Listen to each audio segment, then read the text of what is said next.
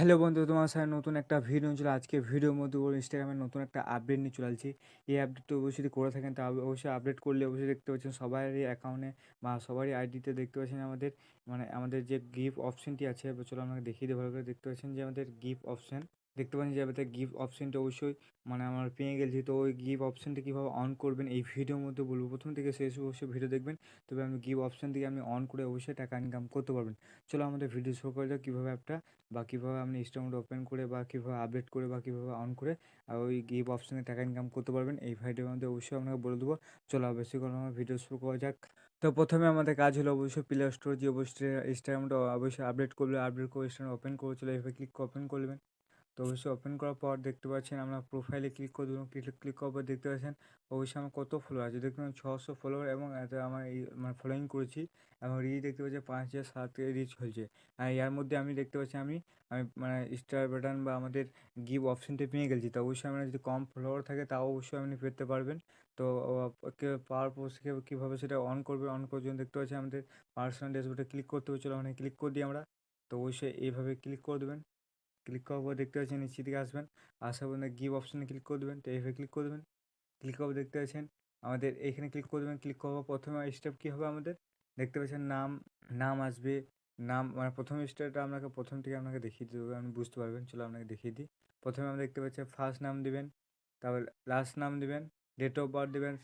Date of birth দেওয়ার পর আপনি কোন দেশে বাস করেন ওটু দেবেন। দেওয়ার পর অবশ্যই নেক্সটতে ক্লিক করে দেবেন। চলো আমরা ক্লিক করে দিই। তো সেই আপনি ক্লিক করে দেবেন।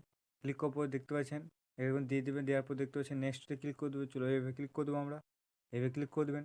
ক্লিক করবো দেখতে পাচ্ছি আবার একটা দেবেন ইন্ডিয়া, আমরা কোন বাস করেন বা আপনি কী অ্যাকাউন্ট বানাতে চান। আমি প্রথম অপশনটা দিয়ে দেবেন। আপনি যদি প্রাইভেট অ্যাকাউন্ট, পাবলিক অ্যাকাউন্ট বা আপনি LIC অ্যাকাউন্ট যে কোনো একটা অ্যাকাউন্ট হলে হবে। আমি দিয়েছি ওটাই। তো সে ক্লিক করে দেবেন এভাবে। তো অবশ্যই আপনি প্রথমে নাম দেবেন। নাম দেওয়ার পর দেখতে পাচ্ছেন ফার্স্ট নাম দেবে, লাস্ট নাম দেবে, ডেট অফ বার্থ দেবে। তারপর দেখতে পাচ্ছেন প্রাইমারি অ্যাড্রেস দেবে, কোথাও সিটা দেবেন এবং ওয়েস্ট বেঙ্গল দেবেন। তারপর পিন কোড দেবেন, ফোন নম্বর দেবেন, তারপর ইমেল দেবেন। তারপর অবশ্যই প্যান কার্ড, প্যান কার্ড যে আইডি নম্বর আছে সেটা দেবেন। দেওয়ার পর দেখে ক্লিক করে দেবেন। চলো আমরা ক্লিক করে দিই।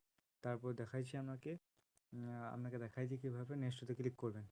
দেখতে পাচ্ছেন এইভাবে দেওয়ার পর দেখতে পাচ্ছেন নেক্সটতে ক্লিক করে দেবো। চলো এভাবে ক্লিক করে দেবো আমরা। এভাবে ক্লিক করে দেবেন। তো এভাবে ক্লিক করে দেবেন। ক্লিক করার পর দেখতে পাচ্ছেন ব্যাঙ্কে ট্রান্সফার করতে পারে।